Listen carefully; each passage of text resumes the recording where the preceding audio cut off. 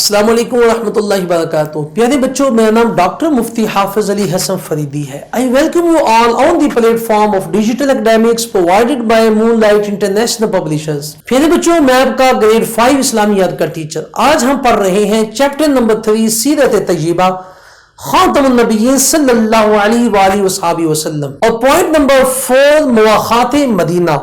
SNO مہاجرین مکہ کی کردار سے آگاہ ہو سکے اور مواخات مدینہ کے اثرات سے آگاہ ہو سکے. پیارے بچوں، جب کچھ مسلمان مکہ سے مدینہ آئے تو مدینہ کے لوگوں نے ان کی خدمت کی، مدد کی، لیکن مکہ کے مسلمانوں نے یہ محسوس کیا کہ ہمیں ان پر بوجھ نہیں پڑنا چاہیے، اسی لیے مہاجرین نے اپنے اپنے کاروبار شروع کر لیے.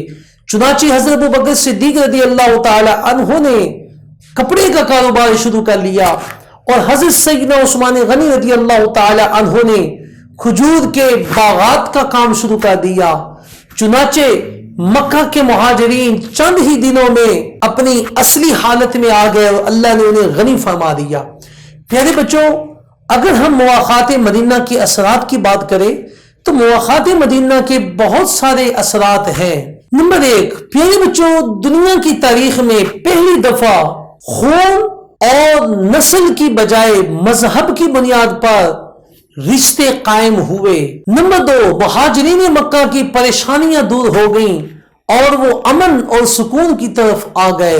پیارے بچوں، مواخات مدینہ کی وجہ سے مدینہ منورہ میں اسلامی ریاست قائم ہو گئی. پیارے بچوں، مہاجرین اور انصار نے مل کر دین اسلام کی ترویج کی اور دین اسلام پوری دنیا میں پھیلنا شروع ہو گیا.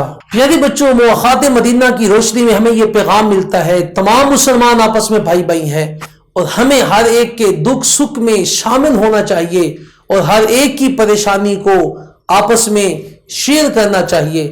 پیارے بچوں، آج کا ہمارا لیکچر ختم ہوا. اگلے لیکچر میں پھر ملیں گے. اپنا خیال رکھیے گا.